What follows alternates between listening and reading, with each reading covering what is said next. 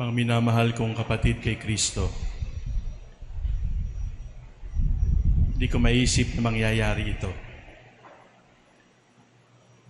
Huwebes Santo, walang paghuhugas ng paa. Huwebes Santo, walang bisita iglesia. Huwebes Santo, pagmimisa, walang tao sa simbahan. At mamayang gabi, Huwebes Santo, walang pupunta sa simbahan para magkumpisal. Kahit kami mga pari ay umupo sa kumpisalan. Huwebes Santo, ang mga Katoliko nasa bahay. Nangyari na ba ito? Ang katunayan, mga minamahal kong kapatid, ay napag-alaman kong mababaw pala ako. Kasi nung tinatanong ko, has this been done before? Has this happened before? Ang sagot pala ay, opo. Nangyari na po ito. At nangyari na po ito nung unang Passover. Sanay na po tayong marinig yung unang pagbasa. Pero anong sinabi ng Panginoon kay Moses at kay Aaron? Sabihin mo sa mga Israelita, pumasok sila sa kanilang bahay. At yung dugo ng tupa na iaalay ay ipahid sa kanilang pinto. At kapag dumaan ang anghel ng kamatayan, nasa loob kayo ng bahay, may dugo sa inyong pinto, ako ang magliligtas sa inyo. In the first Passover, the Lord told the Israelites, stay home.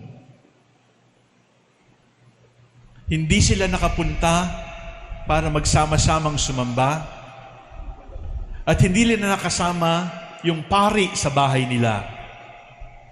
Pero sabi ng Panginoon, diyan lang kayo sa loob. Sa loob ng bahay, basta lagyan nyo lamang ng dugo ang pinto. Anong sabi niya? Ako na ang bahala sa inyo. Yun yata ang sinasabi ng Panginoon sa atin. Hindi tayo makapagdadamit ng mga santo. Hindi tayo makapaghugas ng paa. Hindi tayo makapag-alay lakad sa manawag. Ang lahat ng ito gawain natin kapag Huwebes Santo. Ngayon, sinasabi sa atin ng Panginoon, have faith. Kaya lang, nitong mga nakaraang panahon, where was our faith? We had faith in our faith. May tiwala tayo sa ating tiwala. May tiwala tayo, may pananampalataya tayo sa mga dapat nating gawin. Ngayon, sinasabi sa atin ng Panginoon, it is not your faith in your faith that will save you. It is your faith in me that will save you. Ngayon, sinasabi ng Panginoon, wala kayong dapat gawin. Ako ang bahala. Kasi kapag kayo ang bahala, patay kayo. Kapag ako ang bahala, ililigtas ko kayo. Maliligtas kayo hindi dahil magaling kayo magtago. Maliligtas kayo sapagkat ako ang magtatago sa inyo. Maliligtas kayo hindi dahil kayo ay malusog at malakas. Maliligtas kayo sapagkat ako ang inyong kalusugan, ako ang inyong lakas. Maliligtas kayo sa loob ng inyong bahay, sapagkat ako ang magliligtas. Hindi kayo ang magliligtas sa inyong sarili. Nasaan ang ating pananampalataya? Ngayon, hinuhugasan tayo ng Panginoon. Ang ating pananampalataya baka ay nasa ating sariling pananampalataya. Ngayong hindi natin magawa yung gusto nating pananampalataya, the Lord says to us, now, I can be your God. Ako ang bahala. Stay home.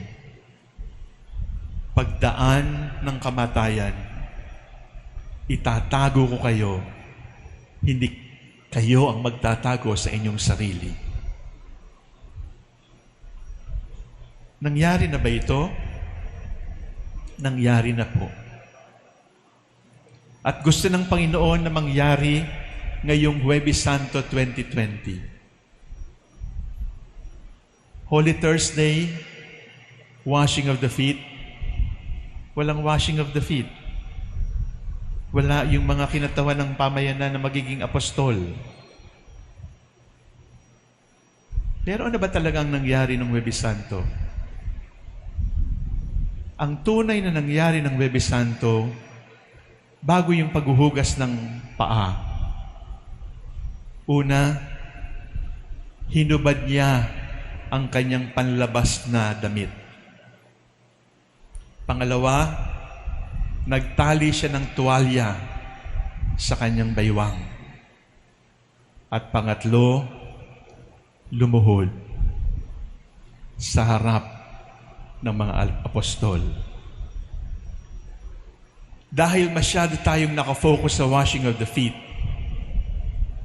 hindi natin napansin itong tatlong pagkilos na ito na napakahalaga, sapagkat yung pagtatanggal ng kanyang panlabas na damit ay sumasagisag doon sa kanyang pagtataob ng sarili. He emptied himself and took the form of a slave. Yung pagtatali ng tuwalya sa kanyang baywang, yun ay tanda na niyakap niya ang ating pagkatao. Na hindi lang siya bumaba sa langit na maluwalhati, niyakap niya ang lahat ng masakit sa atin, mabigat sa atin, ang lahat ng pinagdadaanan natin, itinali niya sa kanyang baywang. Itinali niyang pumalibot sa kanyang katawan.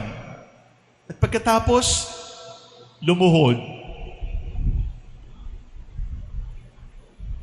Lumuhod. Bakit napakahalagang pansinin yon? Sapagkat yung manlilikha, lumuhod sa harap ng kanyang nilikha. The Creator God kneels before His creature. Kapag lumuhod ka sa harap ng isang tao, pwede kang sipain. Pwede kang tadyakan. Wala kang kalaban-laban kasi nakaluhod ka. At yon ang ginawa ng Panginoon. He emptied Himself, embraced humanity, and knelt before His creature. So ano ang pinapaalala sa atin ngayon? Na ang Huwebes Santo ay hindi tungkol sa gawain ng tao para sa Diyos. Ang Huwebes Santo ay tungkol sa ginawa ng Diyos para sa tao. On this day, Holy Thursday, we are being invited not to do things for God.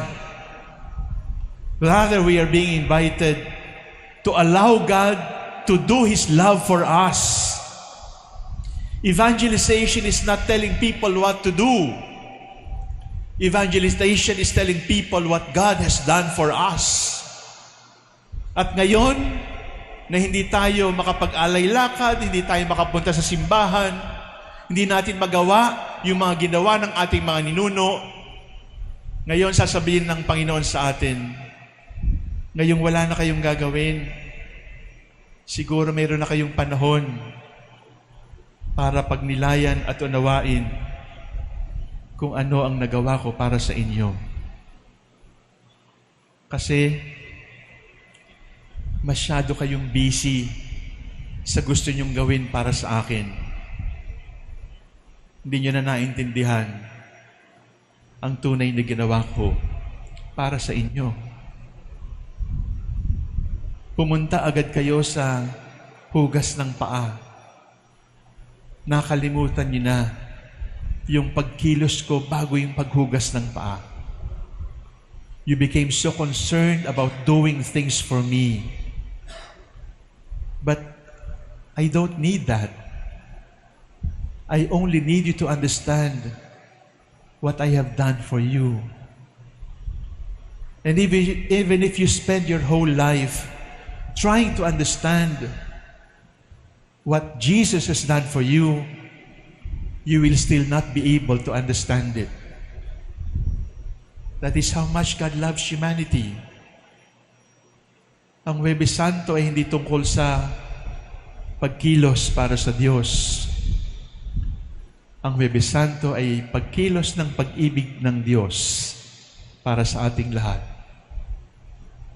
At hindi natin ito sukat maintindihan kapag patuloy tayong nagnasang ako ang kikilos para sa Diyos.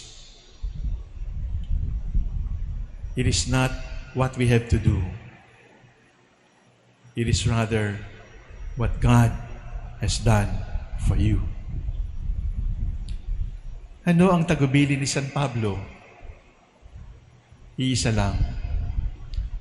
Remember. Tingnan natin ang salitang yon. Remember. Nakikita ba natin yung memory?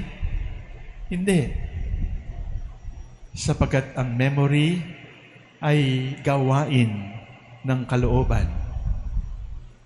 It is our inner self that remembers. Remember the words, this is my body, this is my blood. Just keep on remembering. Not just with your head, but with your heart. Not just with your heart, but with your total self. Just remember, wala kayong dapat gawin. Itong quarantine na ito ay nag-aanyaya sa atin. Just sit down as the apostles did. Just sit down. You don't have to do anything. Inside closed doors, I will love you. Ngayong Huwebes Santo ng quarantine, isang katangi-tanging Huwebes Santo ang ibinaya sa atin ng Diyos. Ulitin ko, biyaya ng Diyos ito. At yung mga kabataan, tandaan ninyo, ikwento ninyo ito sa inyong mga anak at magiging apo na noong Huwebes Santo ng 2020, tinuruan kami ni Jesus ng tunay na Huwebes Santo. Stay home. Ako bahala. Kapag ikaw ang bahala, delikado ka. Stay home. Ako ang bahala. Ako ang magtatago sa iyo.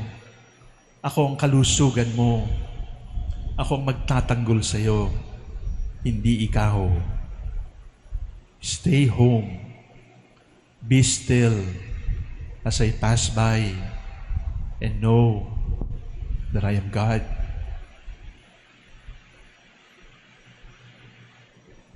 Just sit down and allow me to unfold the mystery of my love for you. This day, Holy Thursday, is not about you doing things for me. I don't need that anymore. This Holy Thursday is me loving you, doing everything for you.